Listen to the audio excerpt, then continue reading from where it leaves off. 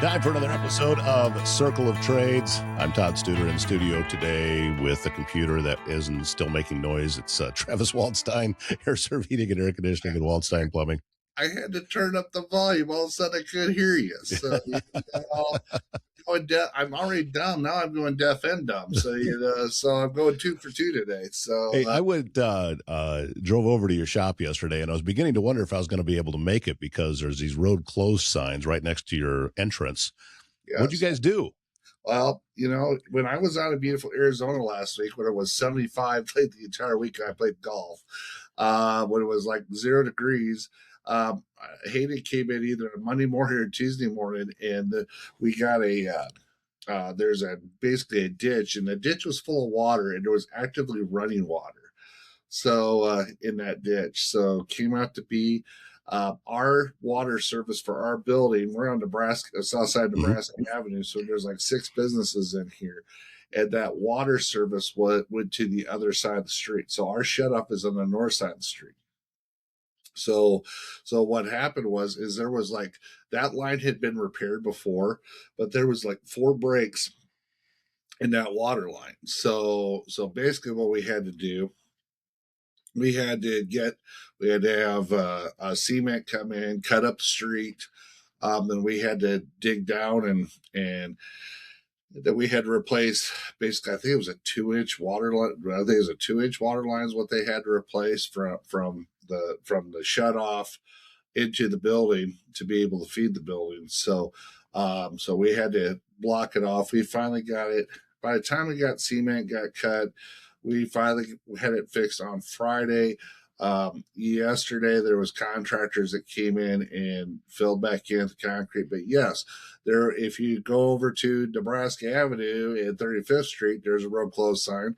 And if you go over to 23rd Avenue and 24th, is it 24th? Yeah, that said road closed. But evidently, to some people, that doesn't mean anything. So that means you go through the golf cart, the golf company's parking lot because, well, I got time. I don't have time for this road to be finished. I just wait for somebody to just blow through the barriers and bury their freaking truck. I mean, it just. I'm going to tell you, if the Council Police Department or DOT wanted to freaking nail some people, would have been a great place to freaking do it. Because I mean, well, I ain't got time for this. You can't close the road. Well, guess what? We closed the road, and there's reasons we had to get Iowa Plain signs out there to put signs out. The road's closed. It is what it is. But yeah, the how do I say this? I understand people have time and people have jobs, but so you're gonna cut through a private you're gonna put through a private parking lot because you don't want to go around or you can't read, if you know what I'm saying. So I'm like going, this is nonsense. So I was just blasphemous is what it was. So well, we can't look at the positive side of this. Oh, the water's great. The custom toilets, we can do that now. But the thing is that this happened out in front of your shop. Worst case scenario, they bring in a different plumbing company to fix it. Oh no! I got a great landlord actually. No, he called us right away. Says, "Hey, can you guys take care of it?" I mean, yeah, he of course his brother owns a heating air conditioning company in Omaha. We do our own stuff on our part of the building. It is fine. I mean, we work here. We've got a great situation here. Love to buy this building. We've talked about it. Maybe if you buy it, then you can petition the city to change the name of the road. Yeah, well, I changed it to Hawkeye. Yeah, that Hawkeye Avenue. Way or something. Yeah. But here's the other. So well, here's the airport. Well, the week before, the power pole outside in front of our building is started. The lights also start flickering and doing interesting stuff. Well, we have 3-phase power that comes in our building. Well, we lost the middle phase. So we were on partial power for 24 hours. It took out we had a 50-year-old transformer inside the building. It took out. So we had like half our shop was without power. we were able to make it work. It wasn't that big of a deal, but yeah, they had an electrician come in and do some repairs, on that. And you did like I said, it's when you got a 56-year-old building, and lots of people, it's got 50, 60-year-old problems. But yeah, it took out my security camera, so so I gotta redo. So I got it. We finally got it back up and working. But yeah, that was kind of. It's been kind of a couple weeks around here. It's been kind of interesting. So it Well, is. and Welcome to the contracting world, folks. It's all fun and games. So and went like you said, you went down to Arizona in an attempt to. I'm assuming you were trying to get a little relaxation in, spend some time with your son, yeah. and that all went sideways too. Well, yeah. So down to Arizona. So okay. So just for your record, so we put warranties on our stuff. So if we actually do an actual repair, we put a 1 year warranty in all our repairs, right? So and then if you put it in a system, we'll generally have a 5 year, 10 year parts of labor. We'll have a 10 year parts warranty, and then the labor warranty usually 5 is what we put for a part or for a labor warranty and on something we installed as a rule. That's general.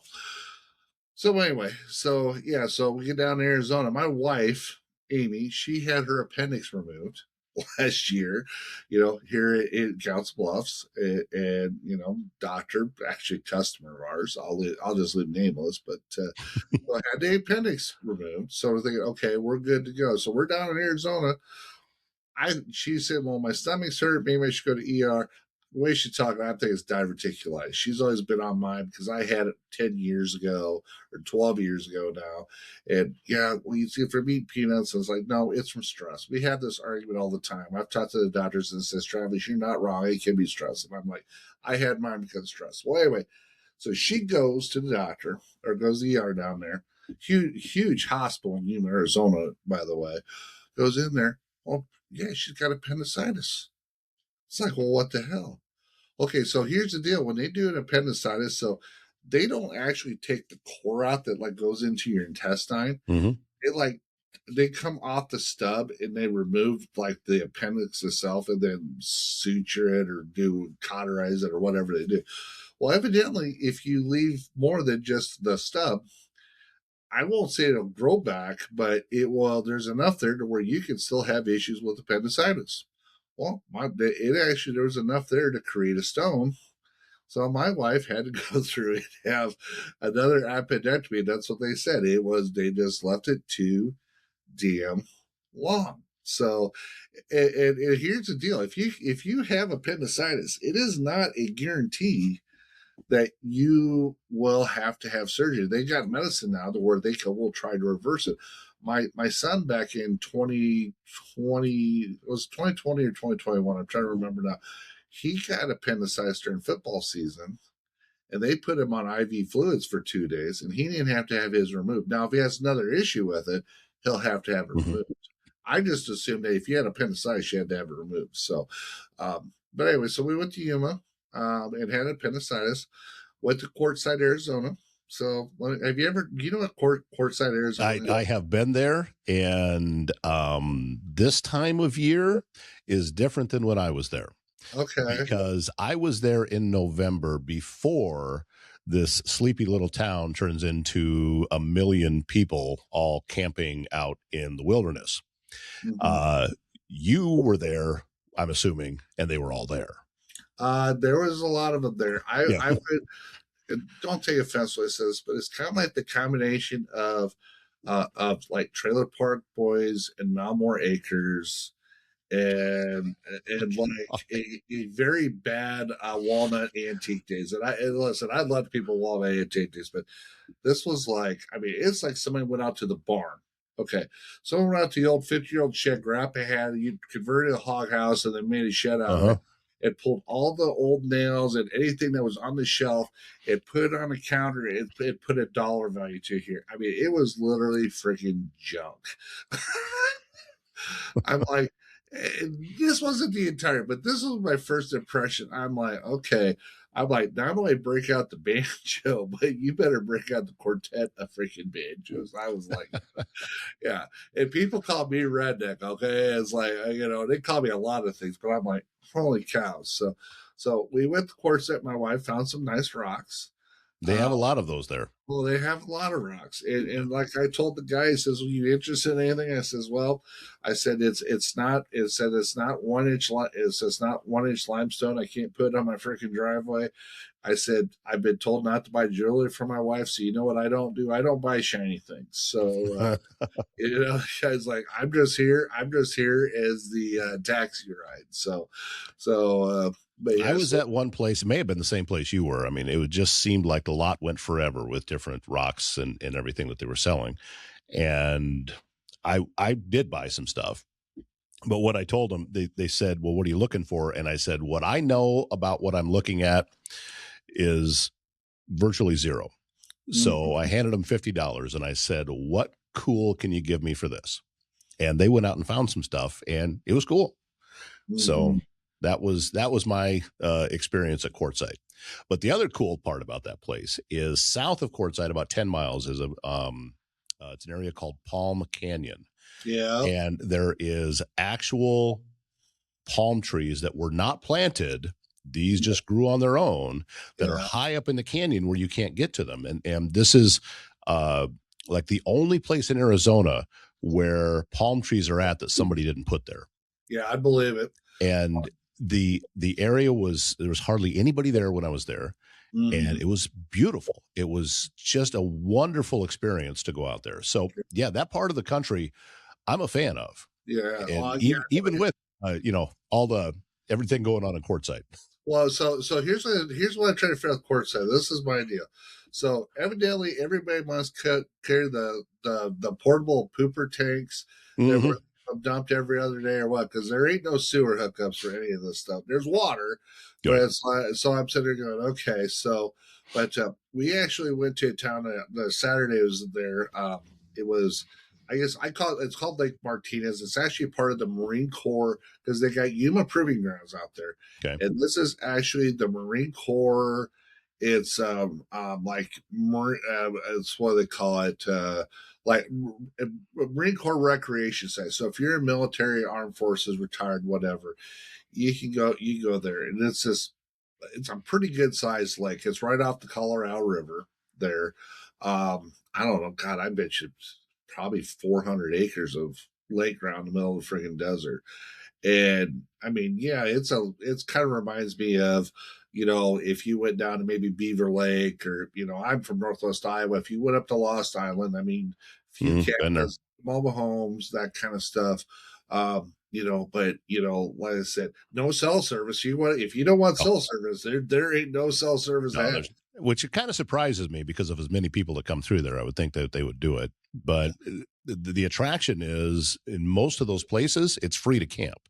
Yeah, it is. I'm going to tell you what, it was actually that Lake Martinez area, the Marine Corps site out there. I'm going to tell you what, I told my son, they go out there and they do ride pontoons and they do different stuff and do what 22-year-old Marines do, which is get drunk and have a good time. I mean, it's called for what it is. I mean, but that was actually really cool. And I told Hunter, I said, if I'm going to come out here again, because he's got a little over a year left, I come out here. I said, I think we should rent because they have cabins you can rent. I said, Oh, well, we that I should. didn't know. Oh yeah, they got Mhm. cabins that they rent. I said, well, come out here for a weekend and rent a cabin for 3 or 4 days, and come sit out here and drink some beer and fish and just kind of hang out. Because I mean, it was fantastic. The bar, everybody's got their buggy, their razors or Mhm. whatever else. They're riding their buggies and stuff, and I'm like going, yeah, I could see that part. That was actually, really cool. And then. Then we went to you. Fabian's ever been to Yuma. I don't know how much time you've ever spent in Yuma, but I mean, you're right next to California. You're right Mhm. next to Mexico, right there. So, but Yuma, we went to the Yuma prison. You used to have a territorial prison there, so it did a tour of that. They let me out. That was actually pretty cool. But the Yuma was kind of outpost for, it's kind of a central outpost for them for going into Mexico. You're right on the California border, but you're right there close to Mexico. It's not Tijuana, you're inland. I mean, you're closer to the Gulf of California than you are anything else, because that's basically where the Colorado River, if it still had water after it gets 30 miles into Mexico, that's where it would run, the Gulf of California. But yeah, very. I mean, listen, you spend a week out there after about 3 days, you've kind of seen everything you want to see. There's a lot of golf, but no, Yuma was actually.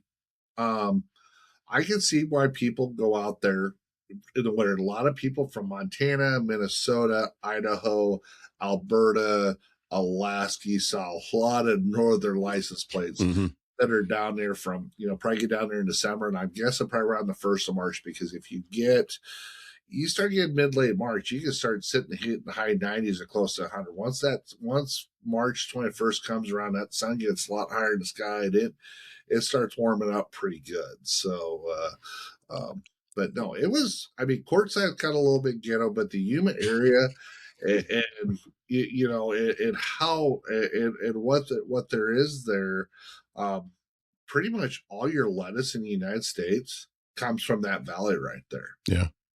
And if you've ever seen the farms, and I mean, kind of going off the random, but we do farming here in the Midwest, but they've only got so much water. I mean, we're farming in the desert here, folks. So, but literally, they have these fields where they're level fields, and they have like they got like a little bump around each field. So you do a 200, let's say you got to do a quarter section of farm ground, which is basically 160 acres, and so they'll quarter out the section of ground, and then they'll plant it. But then what they do is they'll flood the fields with water as they need to. So maybe early on they'll truly flood the field to get them wet, but then once it grows, they'll just feed the water as they do necessary.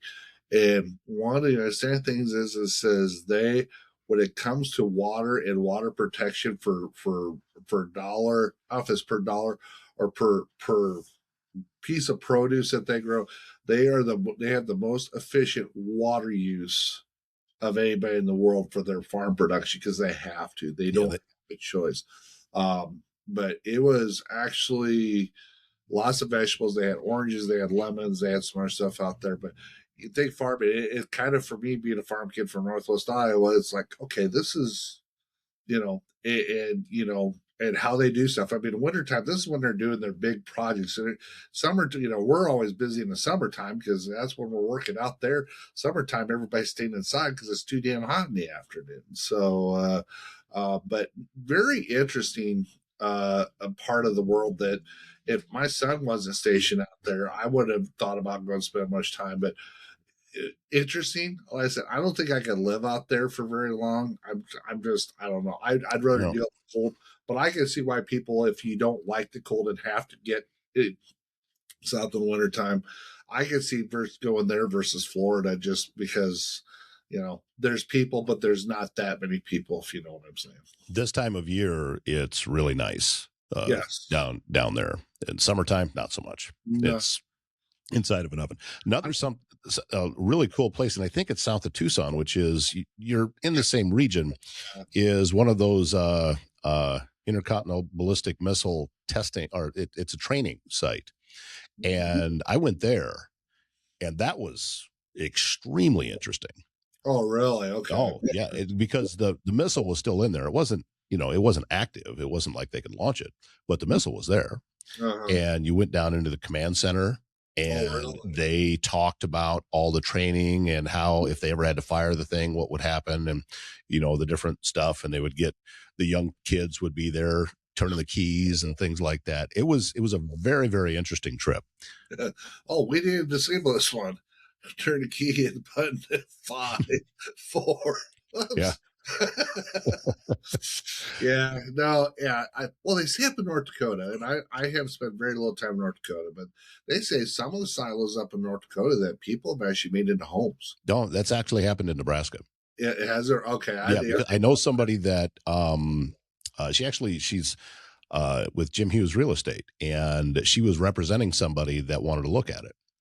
So they'd gone out, and I talked to her about it, and it was like a really cool thing. Yeah, they made this home out of this missile silo. There it is. Yeah, I don't know why not. I mean, I could actually kind of see that. That'd be okay, you know. So that's interesting. But no, I would tell you, I wanted to drive. We flew to Phoenix. Hmm. By the way, I'm going to throw this on record for all you people in Council Bluffs who want the trolley. Here's what I tell you what I think about your trolley. Here we go. Driving through Phoenix down by Chase Field while we're trying to find a church's chicken or whatever it is we end up going to. My wife tried to get me killed. Um, yeah, they had got a trolley and right downtown Phoenix. Let me tell you what, your trolley, you can keep it in Phoenix, Arizona, or Kansas City. I said, you keep it in Omaha. Don't need to put a trolley in Council Bluffs, Iowa for my benefit because all that trolley was just one big pain in the ass to drive around. So if anybody in Council Bluffs gives two hoots about what I freaking think about a trolley, there's my answer to it. Travis has spoken. Yes, yeah, trolley. Yeah, it is. Juice is not worth the squeeze. I am sorry. So when you take that kind of time off and then you come back into the shop and need to get back into the swing of things, how was it operating pretty well without you?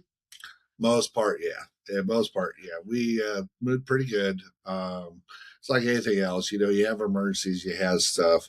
You know, like I said, we did all right. Hayden had a lot of stuff going on. Here's what I'll tell you: if you don't have anything going on, then it really sucked.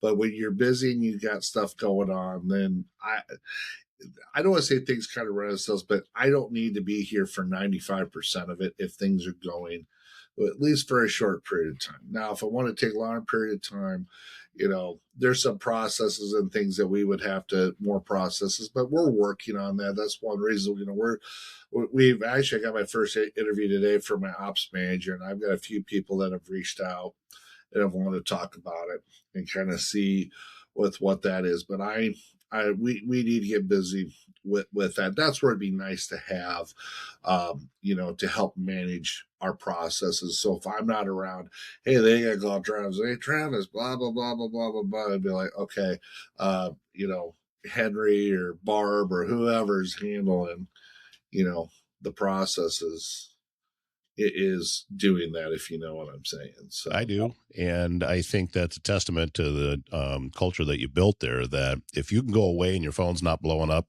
12 times an hour because people need to ask you questions and can't make the decision on their own, then there's a hang up in the system. And it sounds to me like you've got it working out pretty well. it's working okay. Yeah, like I said, you know, I'm at Lake Martinez and there's no service. It's like, you know, this is all right. So,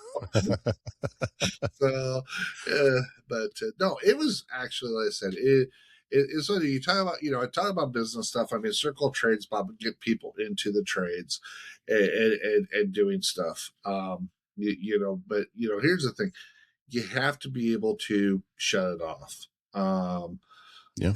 And listen, if you talk to my wife, she'll tell you, nah, you really can't. But you have to find some outlet. That's why I go to Iowa City. I mean, I love going to Hawkeye games. I love going to football games, period.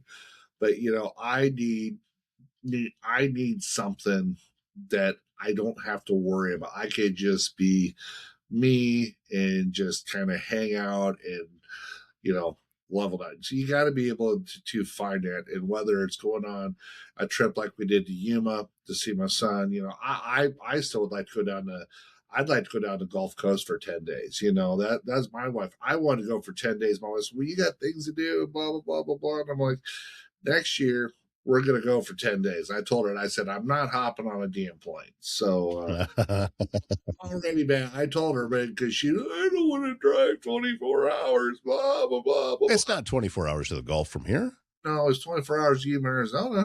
Well, that's true. Yeah, that is 24 hours. Well, we were going to go to Santa Fe. We're going to make some stops. It wasn't like we are going to go straight through Hammer Down, although I could and I would. It wouldn't bother me a bit. But Santa Fe would have been a great stop, and I'm guessing your wife would have loved it there. I don't know. Maybe she's been there. But no, she wanted to go. Santa Fe is a really, really cool town.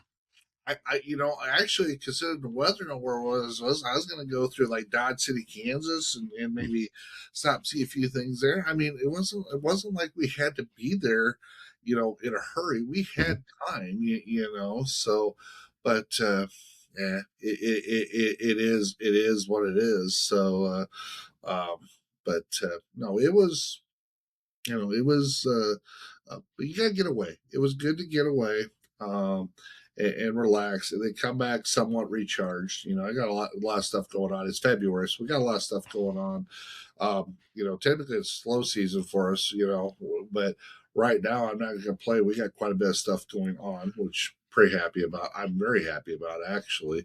Um, so that made it easier to get away, but then come back and kind of refart, start really. I mean, we're in 2026, but I mean, really for the bulk of the year, probably the next 30 days is critical as far as how we're set up for success or failure, as far as operating the business, as far as procedures, as far as pricing updates and that kind of stuff, so we can manage stuff throughout the year.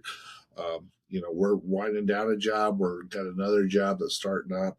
And so there's some processes and stuff that we're working through. So pretty I don't know, like I said, pretty excited about where things Mhm. are at. So, so I can't complain at all. So, I'm in the same boat as you with a new business that we're launching here. I'm pretty pleased as to the progress we've seen and where we're at now. Ask me in a year, and if we're still in the same place, I won't be happy. mhm. But for now, yeah, I think that we've done a pretty good job.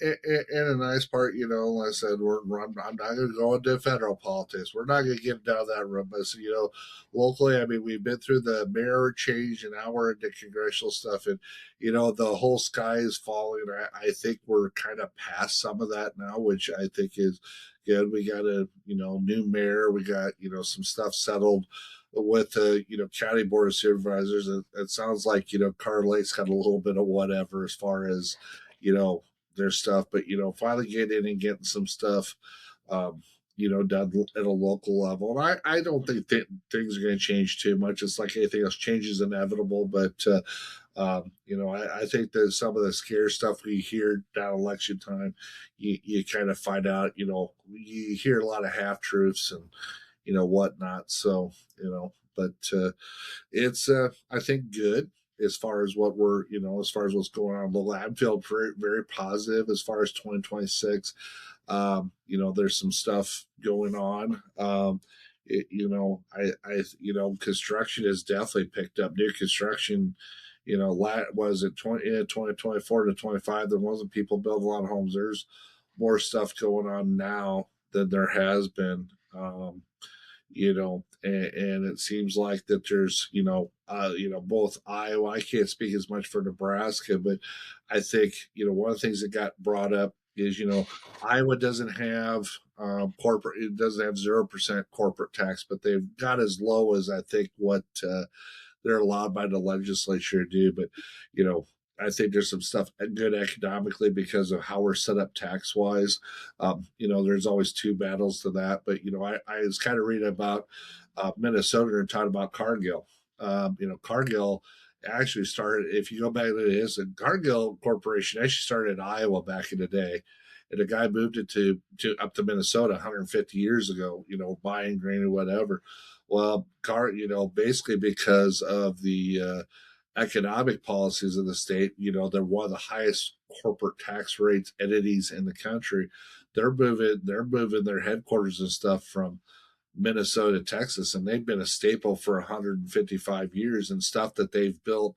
They're building in other states. They got a huge processing facility. I guess they're building in Fort Dodge and other places because it economically makes more sense to them than you do, you know, in Minnesota. I mean, taxes are great. I mean, I understand you got to have taxes, but the problem is you get to a point where you tax people up and you can't afford to, you can't, anything you're going to make goes to taxes. It kind of makes it hard. So, people got to make some tough decisions. So, I was not perfect, don't get me wrong, but I think as far as quality place to live, schools, I think whatever, I think we're actually sitting in a pretty good spot. And if real jobs continue to move in here and opportunities, I think we're set up pretty good for the next couple of years. I think as far as things continuing to grow and get better versus, the end of 23 and most of, into 24 and probably a good part of 25. I mean, last couple of years have been kind of, I think 26 from what I'm seeing is going to be,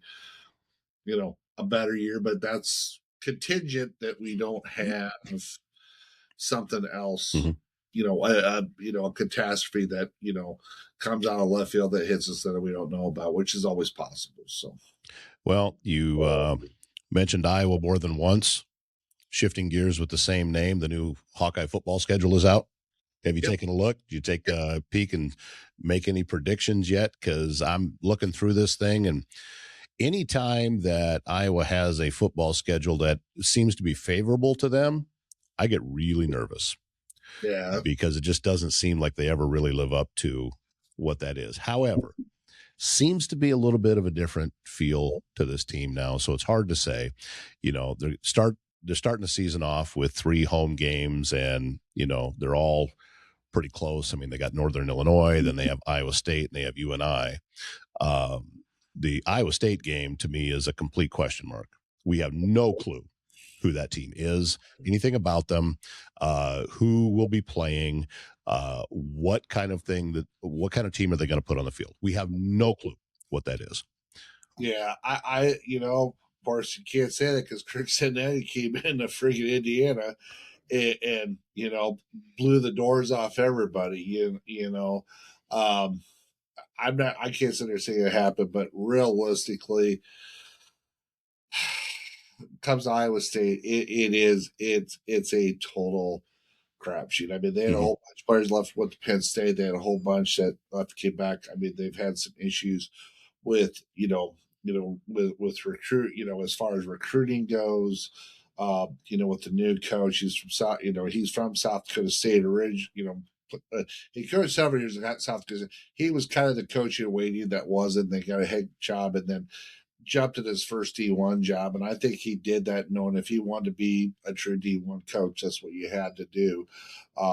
Probably expected to be more out Washington State for a year, but I think if you look at Washington State, they're not in they're in the Pac-12. The last 2 years been Oregon State, Washington State. It's not been a conference. Mm-hmm. So I think he went through a lot of that. Iowa State this year, if you go off of just history, I think could have a tough year, but I think they'll still be up for Iowa. But how many Iowa kids do you have on the team that care about the series? The fans That's a good point. Are always going to care. This it's like any other in-state series. The people care. It's I mean. It's why you have border wars. It's why you have in-state battles. There's 2 different conferences. So I mean, the Big 10 and the Big 12 care big time about that Iowa State game. Well, the players, what is it look like? I mean, Iowa State brought a kid from Arkansas State that day and there beat Iowa State down in Jonesboro or wherever they played last year. So it different. It's nothing gonna be different. I agree. I think with the unknown, I feel 3-0 is a good start, but then then you go to Michigan for time. And that's too early. It's too early to think that Iowa just is never playing to their potential that early in the season.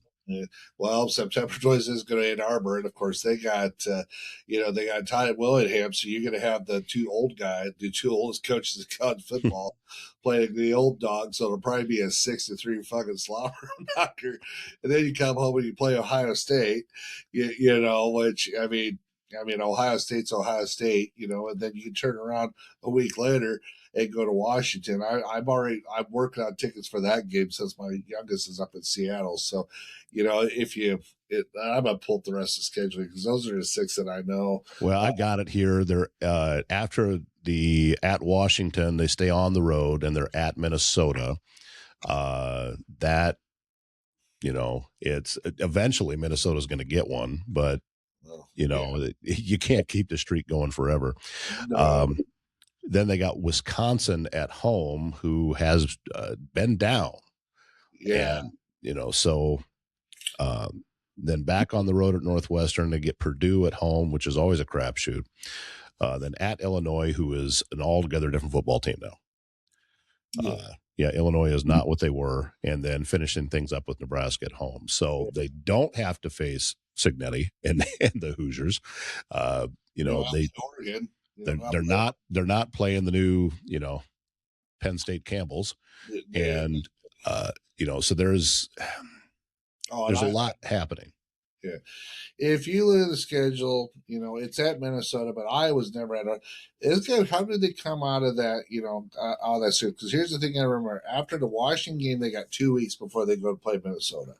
So I like Kirk coming off a bye at Minnesota, and then you get Wisconsin at home, homecoming. I mean, I think they should have fired Luke Fickell. I'll make a prediction right now. I think Luke Fickell will be out of a job by the time he gets to Iowa City, or he could be playing for his job, which a lot of people thought he was last year. And Iowa has smoked him the last 2 years. So until that changes, Northwestern, Northwestern. I think if I take a look at this, is probably. I'm going to say probably the second best, and the second half of the schedule is probably the second best team they're going to play. So Northwestern, it's on the road, it's in their new stadium, I believe. So they're going to actually be in their new lakefront stadium.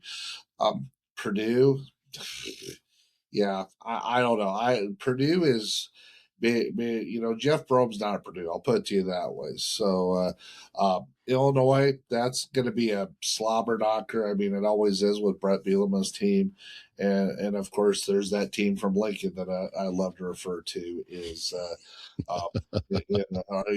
That's coming to Iowa City this year. The problem is the last 2 times Nebraska's beaten Iowa, it's been in Iowa City. So I don't, Yeah, but that's over a pretty wide span of time. yeah, it is, and a lot of things are going to happen. I mean, Nebraska's had, Iowa State pretty consistent. They've got a new special teams coach, but they just brought somebody in house up that's been working special teams, so it isn't like they're recreating the wheel. I think their special teams going to be just fine. I'm not going to say they're going to be better than what they were, but I think they're going to be just fine. I'm not too worried about that. The defense, I think they've done a pretty good job restocking their defense. They might try to get another defensive lineman after spring ball. Well, there's not technically another signing period, so so maybe not. In the past, there has been, but I can see them if they get a chance to pick up another decent D lineman. I can see that, but if I look at the schedule, I mean, I would say, my thought process is, 9-3. I think they'll probably lose at Michigan. Ohio, I mean, they're gonna go back to back Ohio State and Michigan. And if they get one of them two, I'm gonna be pretty fucking happy. I don't know that they will, though. I mean, listen, I'm looking at this, and if Iowa has an Iowa year, they're 8-4 again. Yeah, and it's this stretch from September 26th to October 10th. They could come out of that be 3-3, and they could win out. I mean, because at Michigan versus Ohio State at Washington, I that would not. I don't know.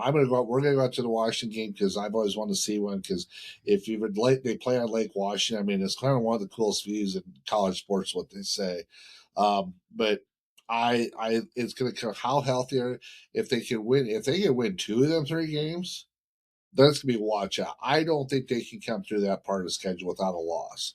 But if they can win 1 or if they can win 2, I mean, Ohio State. If I had to tell you one that I think they will lose, I think it's Ohio State. I've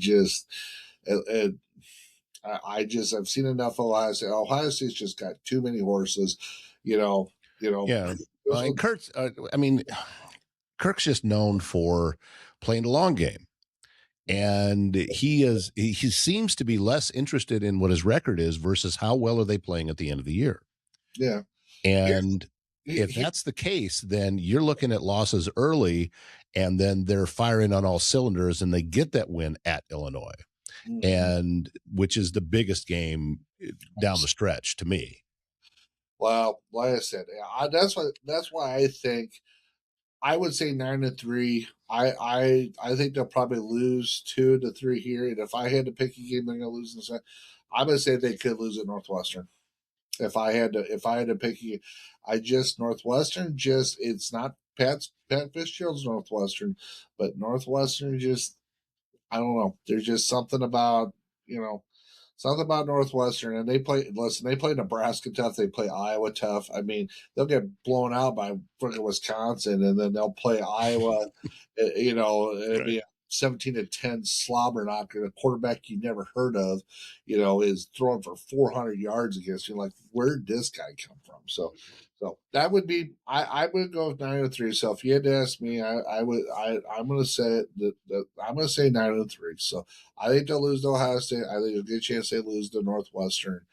And they could lose at Michigan or one. I think they're gonna get one out of there if they got two, but that would be my prediction. And if you're at 9-3 at the end of that schedule, I don't know if you make the Big Ten championship, but if you're at 9-3, kind of going through that schedule, depending on how them other teams do, which like I said, I think they got a better chance of winning at Michigan than they do at Washington, believe it or not. So if you beat Michigan early in the year, Michigan comes on late in the year, and you beat Illinois, I think you've got a chance to get into the playoff. It's going to depend how the rest of the Big Ten does.